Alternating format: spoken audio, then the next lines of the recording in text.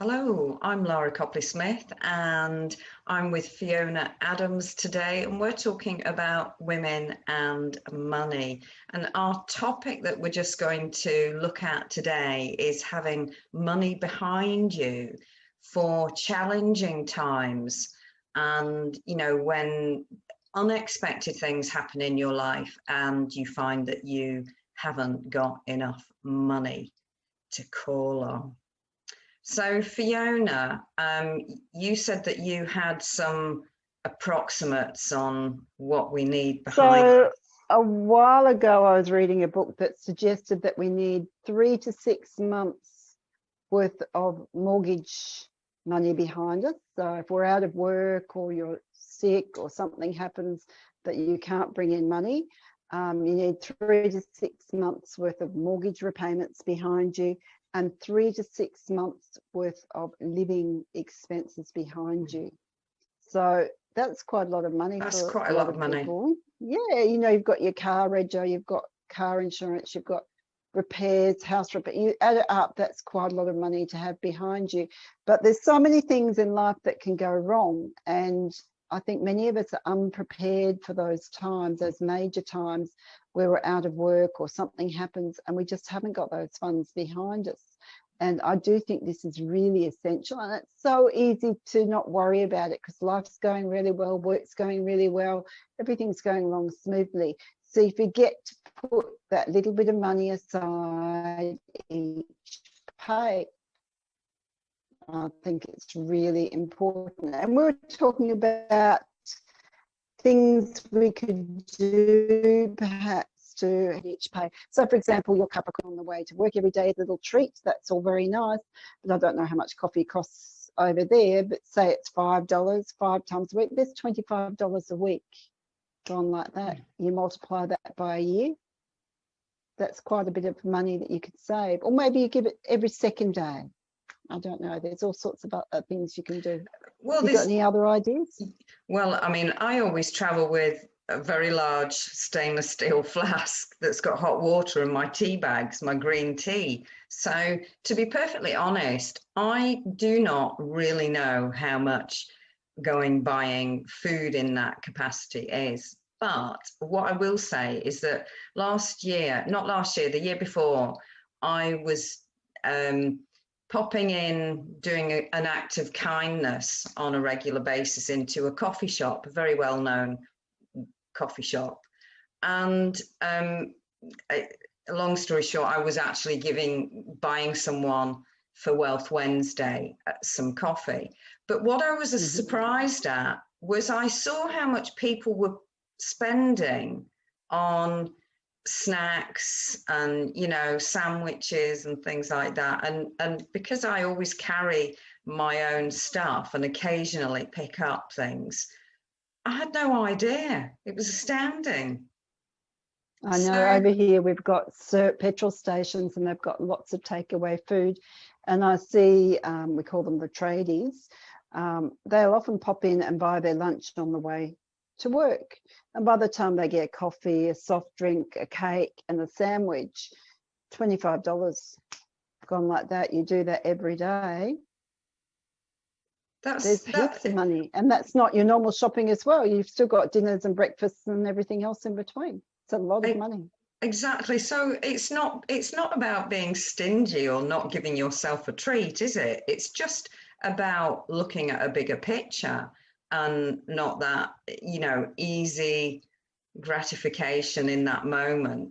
And you can just pick one thing to reduce. So maybe, 5 days a week lunch, you can't cut that back. So maybe you do one. So Sunday night, you prepare your lunch, etc. for Monday.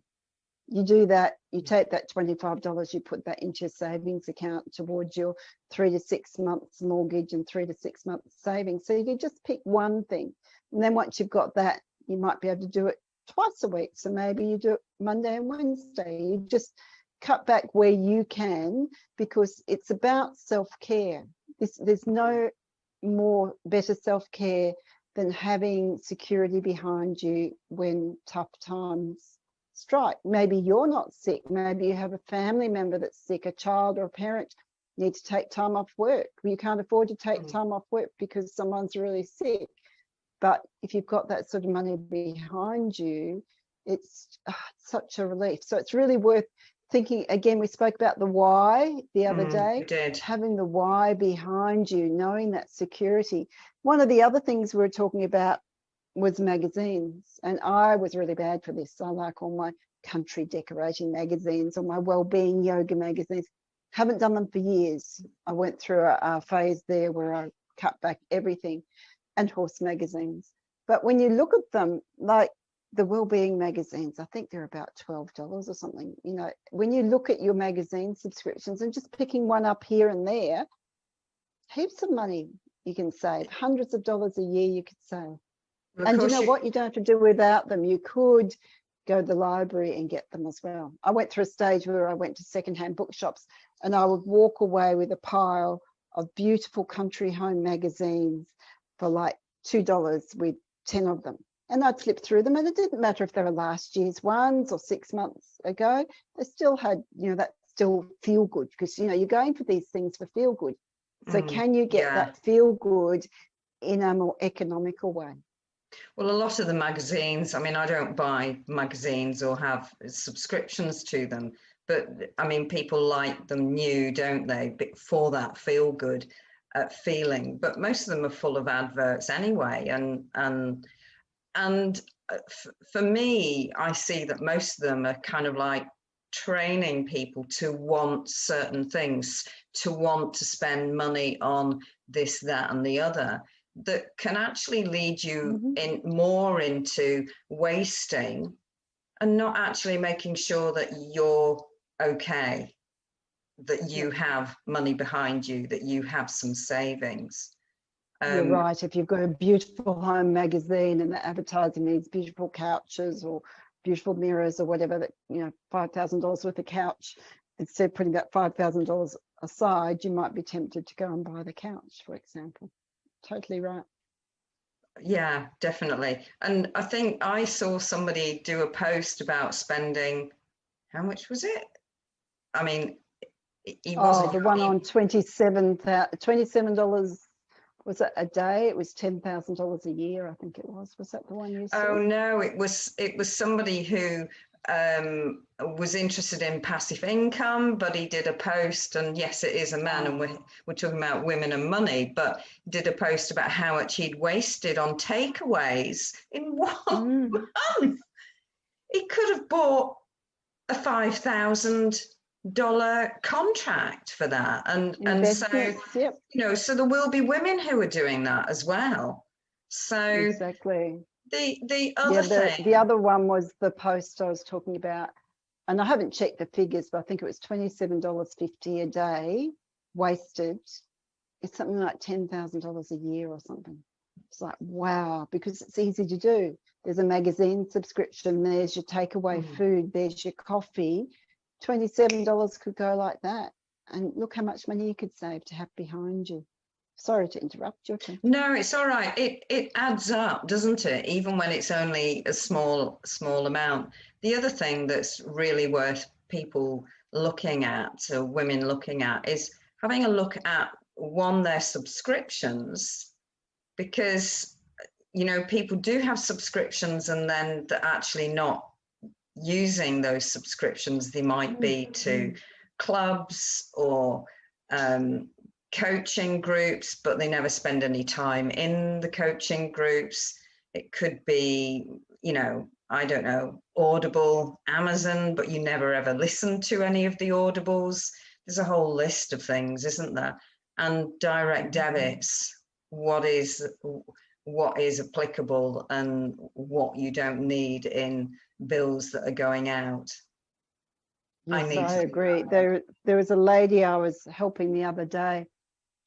She wanted to reduce her phone bill, and I sat down with her on the chat with the phone company, and we got still a good gigabyte. She didn't use the phone much. She used the internet more than the phone, and we saved her $30 a month just by changing her phone service. Not even the same provider, just changed the plan. $30 like that. really easily. And the other thing she was doing was Netflix. And again, it was one of those things, I don't know how much that is a month, $10 or $11 a month. One of those things she wasn't using. She was watching something else that was free. There's $40 a month.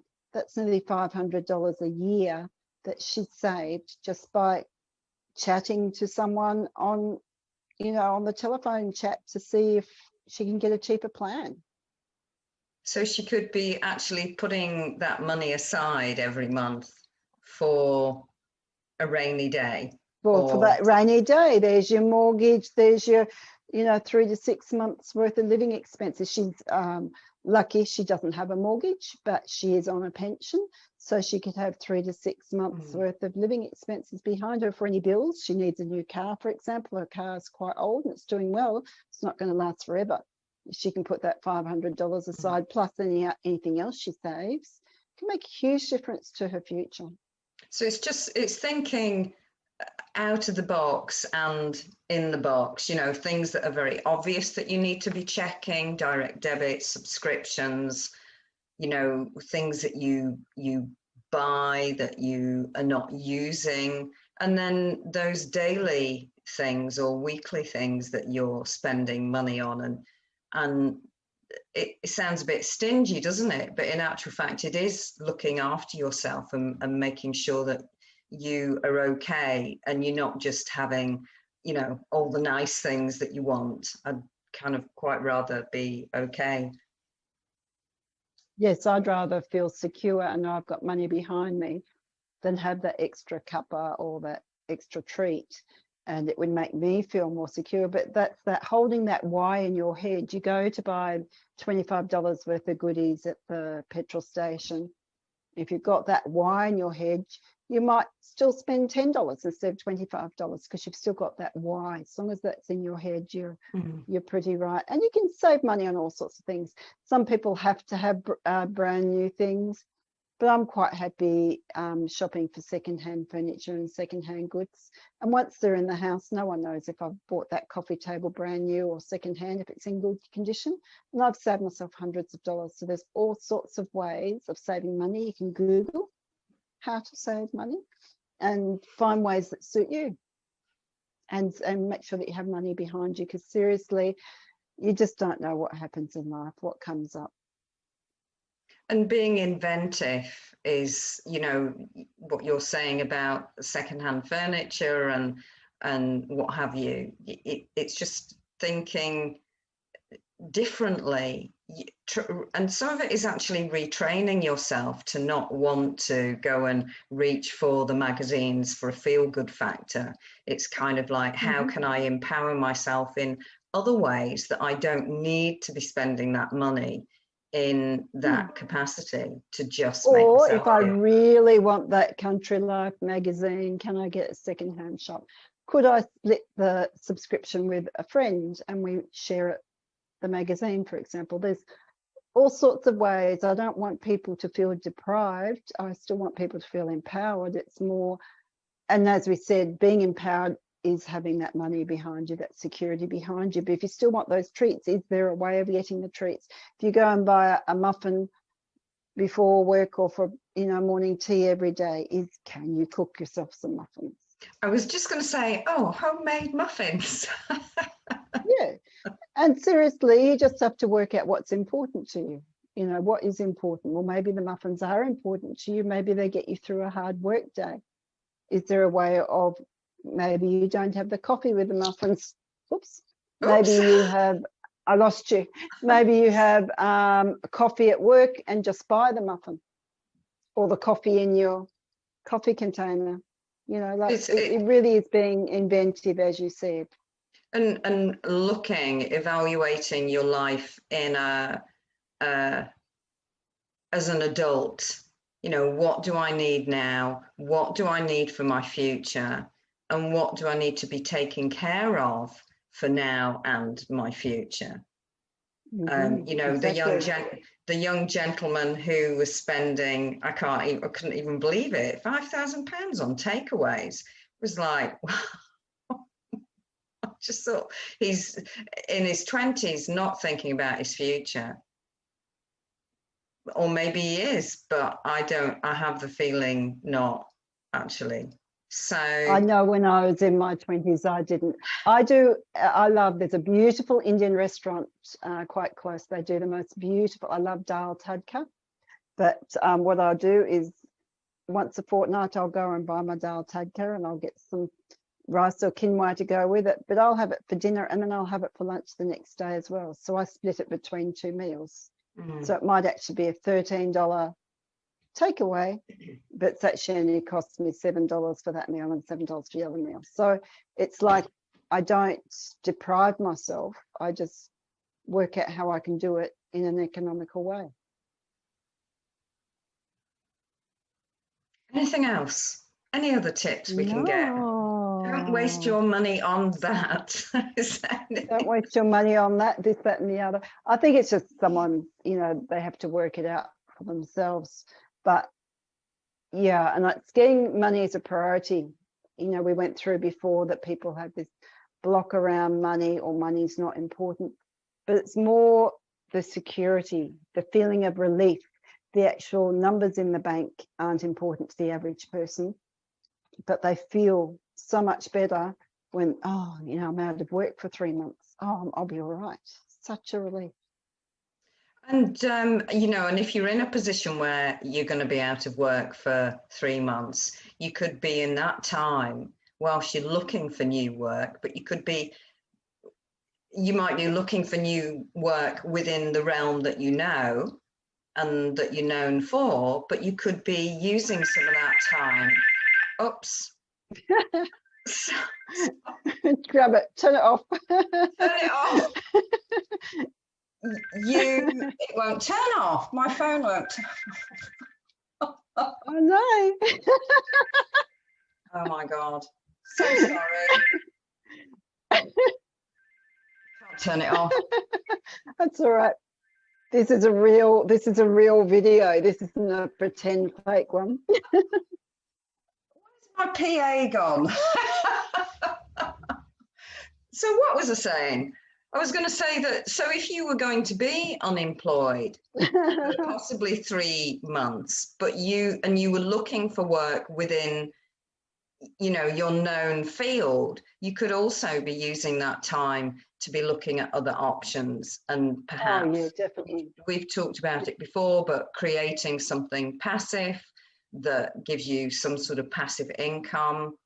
And maybe it's a slow burner, but if you look at other options, it just opens possibilities, doesn't it? And I also think that's part of the savings thing. So whilst I'm not a financial advisor, of course, you've got 3 to 6 months worth of your mortgage, 3 to 6 months worth of living expenses behind you. That's all secure. Then maybe you look at some safer investments. I don't know whether gold or silver or what it is, to be honest, because I'm not a financial advisor, but that to me would be your next step. Get your foundation laid, have the money behind you, and then work out where you can grow your money in other ways. Plant new seeds. I agree, definitely. Okay, I think that's it for today. Very sorry, my PA didn't pick up my phone line. All good. We can cut it out. It can stay, I don't mind. Right. Thank you very much, Fiona, for joining me, and speak to you very soon. Bye.